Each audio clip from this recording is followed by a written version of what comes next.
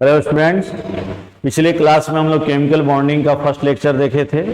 उसमें ionic bond, ionic compound का formation देखे थे।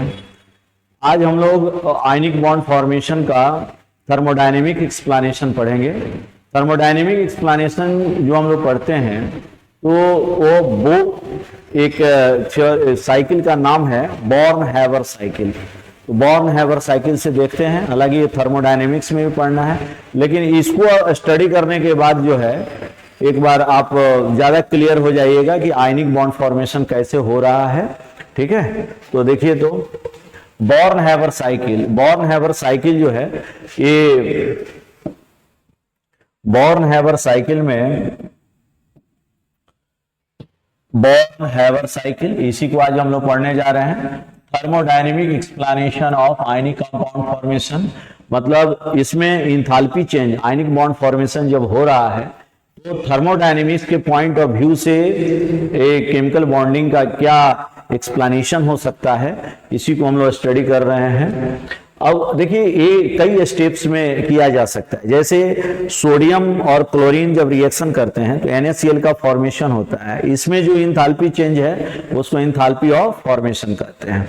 NaCl या कोई भी आयनिक कंपाउंड जब बनेगा, स्टेबल कब होगा? एक क्वेश्चन तो ये भी आता है कि स्टेबल आयनिक कंपाउंड का फॉर्मेशन कैसे होगा, कब ये माना जाएगा? तो देखिए, अगर इंथाल्पी ऑफ फॉर्मेशन निगेटिव होगा तो निश्चित रूप से जो आयनिक कंपाउंड बन रहा है वो स्टेबल होगा। जितना ज्यादा निगेटिव होगा उसकी स्टेबिलिटी भी उतना ही ज्यादा होगी, है ना, क्योंकि ये स्पॉन्टेनिटी को फेवर कर रहा है। डेल्टा H अगर जितना ज्यादा निगेटिव है वह डेल्टा G को वह उतना ही निगेटिव बनाएगा, मतलब फिजिबिलिटी के लिए, स्पॉन्टेनिटी के लिए वो फेवर करेगा।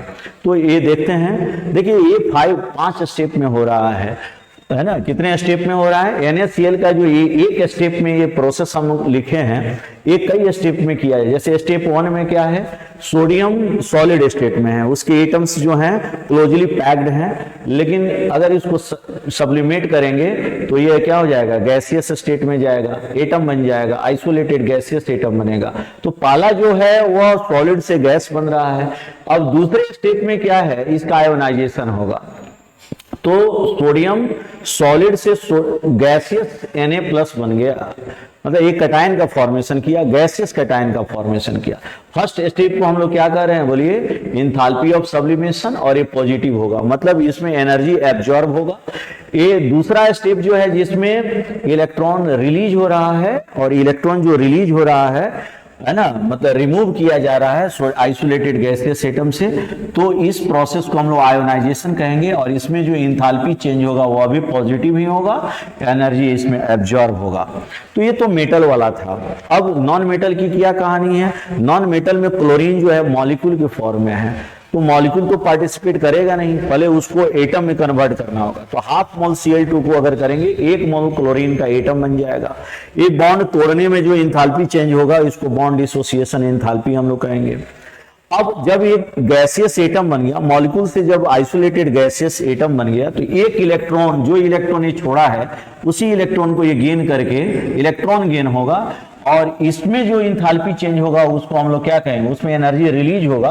पीरियोडिक टेबल में क्लोरीन का -349 किलोजूल पर मोल होता है इलेक्ट्रॉन गेन इंथाल्पी। निगेटिव है, most negative electron gain enthalpy chlorine का होता है ना। वैसे भी नॉन मेटल्स का अधिकतर जगह इनर्ट गैस को छोड़ दिया जाए, नाइट्रोजन बेरिलियम को छोड़ दिया जाए, तो मोस्ट ऑफ द केसेस में इलेक्ट्रॉन गेन इंथाल्पी जो होता है वो निगेटिव ही होता है, एनर्जी रिलीज होता है। कोई भी नॉन मेटल जब इलेक्ट्रॉन को अट्रैक्ट करता है, ऐड करता है, एक्सेप्ट करता है, तो वहां से एनर्जी रिलीज होती है। तो अब हमारे पास क्या हो गया, तो देखिए यहाँ गैसियस कटायन भी बन गया है और हमारे पास गैसियस एनायन भी बन गया है। तो गैसियस कटायन और गैसियस एनायन क्या होंगे, कंडेंस करेंगे, एक दूसरे को अट्रैक्ट करेंगे, और 1 मोल सॉलिड NaCl बनेगा। इसमें जो इंथाल्पी चेंज होगा इसको हम लोग इंथाल्पी ऑफ लैटिस फॉर्मेशन बोलेंगे। जब इन सारे स्टेप्स को जोड़ेंगे तो देखिए, सोडियम गैस कैंसिल हो गया, Na+ गैस कैंसिल हो गया, क्लोरीन एटम और क्लोरीन एटम कैंसिल हो गया, Cl- गैस कैंसिल हो गया। तो सारे कॉमन टर्म्स को हम लोगों ने क्या कर लिया, कैंसिल कर लिया। क्या बचा, क्या तो लास्ट में बचा है Na+, और क्या बचा है, हाफ Cl2 गैस, और यहाँ इधर क्या बच गया, 1 मोल NaCl सॉलिड। तो इसका मतलब यह है कि जितने भी स्टेप वाइज इंथाल्पी चेंजेज हैं उन सबको अगर ऐड कर दें, सम कर दें, तो वो लास्ट वाले का जो नेट रिएक्शन है उसके इंथाल्पी के बराबर हो जाएगा। इस लॉ को हम लोग हेस लॉ बोलते हैं। इस लॉ को हम लोग हेस लॉ थर्मोडायनेमिक्स में पढ़ेंगे। अब देखिए हेस लॉ क्या कहता है। अकॉर्डिंग टू हेस लॉ,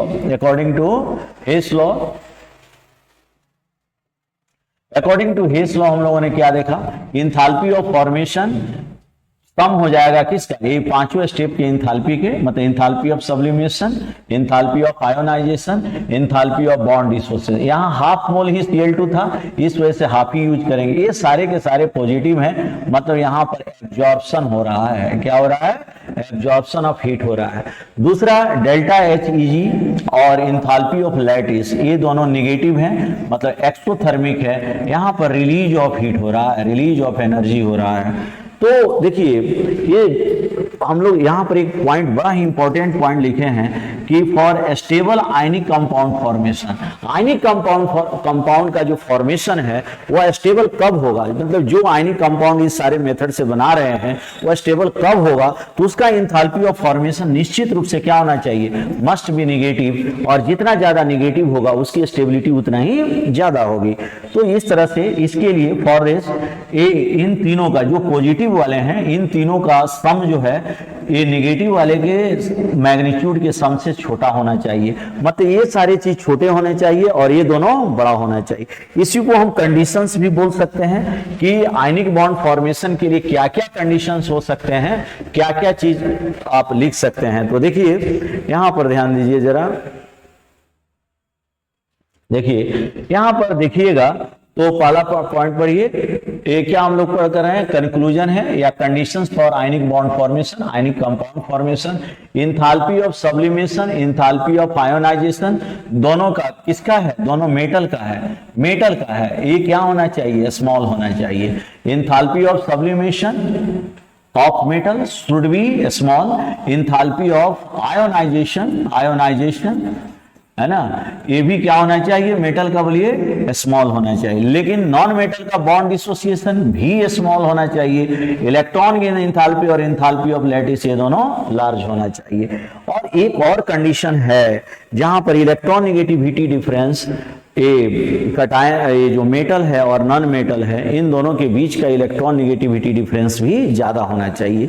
एक लिमिट दिया गया है 1.9 से अधिक ही होना चाहिए, ठीक है। तो यहां पर यही बात कहा गया है कि electron negativity difference between non metal and metal should B large, और ये लार्ज कितना होना चाहिए, 1.9 से बड़ा होना चाहिए, 1.9 से बड़ा होना चाहिए, तब जाकर के आयनिक बॉन्ड का फॉर्मेशन होता है, स्टेबल आयनिक कंपाउंड बनता है। क्लियर हो गया। अब इसको जो आयनिक बॉन्ड फॉर्मेशन हुआ या आयनिक कंपाउंड बना उसके कुछ प्रॉपर्टीज भी हैं। आयनिक कंपाउंड के क्या क्या प्रॉपर्टीज हैं। पहला प्रॉपर्टीज है, देखिए फर्स्ट प्रॉपर्टीज है कि ionic compounds are solid, hard and crystalline in nature at room temperature. Room temperature पर जितने भी आयनिक कंपाउंड्स होते हैं वो सॉलिड होते हैं, हार्ड होते हैं और क्रिस्टलाइन इन, मतलब एमॉर्फस नहीं होते हैं, क्रिस्टलाइन इन नेचर। सॉलिड दो तरह का होता है, एमॉर्फस और क्रिस्टलाइन, तो ये क्रिस्टलाइन टाइप में आएंगे, ठीक है। दूसरा पॉइंट क्या है कि जितने भी आयनिक कंपाउंड्स हैं, आयनिक कंपाउंड्स आर हार्ड। ये हार्ड क्यों है, due to strong electrostatic force of attraction between cation and anions. Cation और एनायंस जो है, देखिए लैटिस बनाया हुआ है, लॉन्ग रेंज ऑर्डर में ये लैटिस होता है। ये सब एक दूसरे को, ये जो अपोजिट चार्जेज हैं, ये अपोजिट चार्जेस एक दूसरे को अट्रैक्ट कर रहे हैं। देखिए यहाँ पर ये पॉजिटिव चार्ज है, अब इस पॉजिटिव चार्ज को इधर का निगेटिव, इधर का निगेटिव, यहाँ का निगेटिव, यहाँ का, इसके ऊपर का निगेटिव, उस तरफ पीछे का निगेटिव, है ना। तो चारों तरफ के जितने भी एनायंस हैं वो सारे एनायंस कैटायंस को अट्रैक्ट कर रहे हैं। यही हाल एनायन के साथ भी है, उसके चारों बगल के जो एनायंस हैं, कैटायंस हैं, वो उसको अट्रैक्ट कर रहे हैं। तो strong electrostatic force of attraction between cation and anion, ये क्या होता है, हार्ड होता है। क्या होता है जी, हार्ड होता है।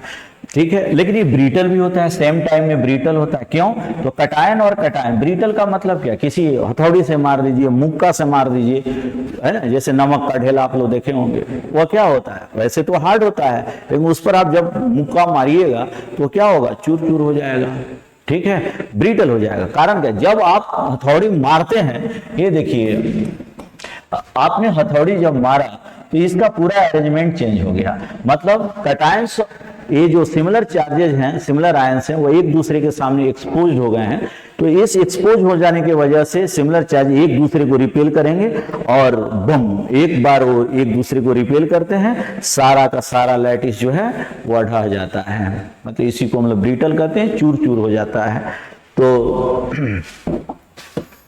नेक्स्ट क्या है यहाँ पर, कंडक्टिविटी। देखिए कंडक्टिविटी क्या होता है, कंडक्टिविटी क्या होता है, जैसे आपको सॉलिड NaCl दिया जाए तो वह इंसुलेटर होता है। क्यों इंसुलेटर है, सॉलिड स्टेट में तो ये कटायन और एनायन एक दूसरे को बांध के रखे हुए हैं, तो बांध कर रखेंगे तो वो आयंस मोबाइल नहीं होंगे, उसमें फ्रीली मोबाइल आयन नहीं होगा, absence of mobile ions.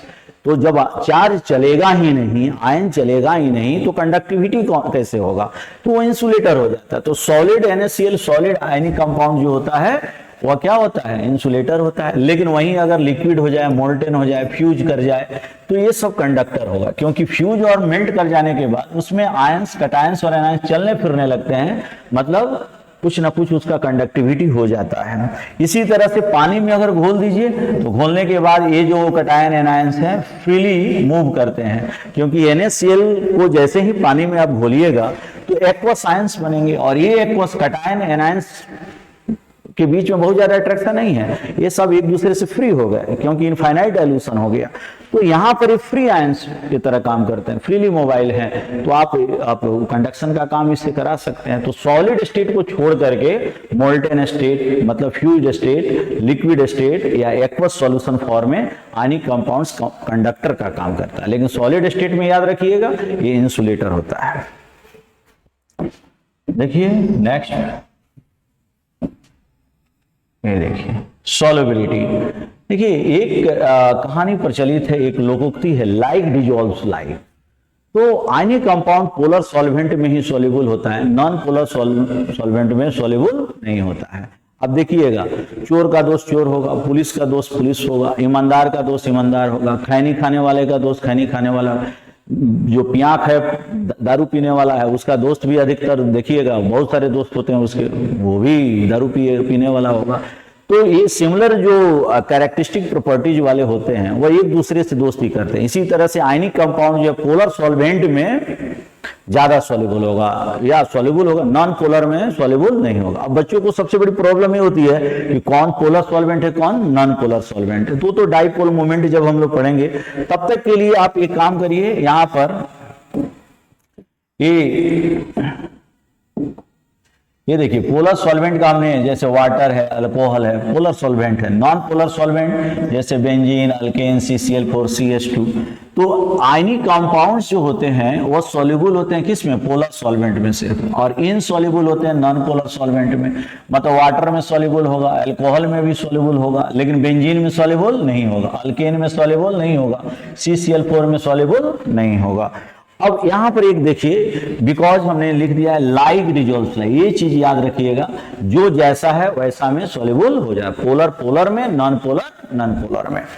NaCl को जब हम लोग पानी में डिजोल्व करते हैं तो पानी का लेयर, ये देखिए पानी पोलर है, ये क्या करता है, लेयर शीथ का निर्माण कर, इन्वेलप बना देता है। इस इन्वेलप के बनने से इनके बीच का जो फोर्स ऑफ अट्रैक्शन है, मान लीजिए कि यहाँ सॉलिड स्टेट में F न्यूटन है, तो यहाँ पर F बाई लगभग 81, मतलब 81 टाइम्स फोर्स ऑफ अट्रैक्शन घट जाता है। मतलब आयंस, कटायंस और एनायंस एक दूसरे से फ्री हो जाते हैं एक्वस सॉल्यूशन के अंदर। ठीक है, तो ये भूल गया, सॉल्युबिलिटी आप याद रखिएगा।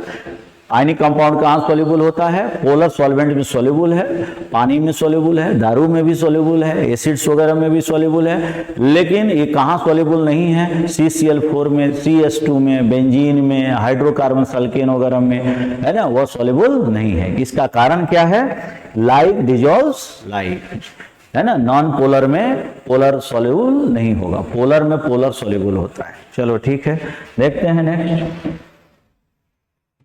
यहाँ देखो आयनिक कंपाउंड के कुछ और कैरेक्टरिस्टिक प्रॉपर्टीज हैं, जैसे देखो आयनिक कंपाउंड जो होते हैं, है ना, ये आयनिक बॉन्ड्स वो नॉन डायरेक्शनल होते हैं, कोई एक फिक्स डायरेक्शन इनका नहीं है, क्योंकि लाइन ऑफ फोर्स इसके चारों बगल होते हैं और बराबर संख्या में होते हैं।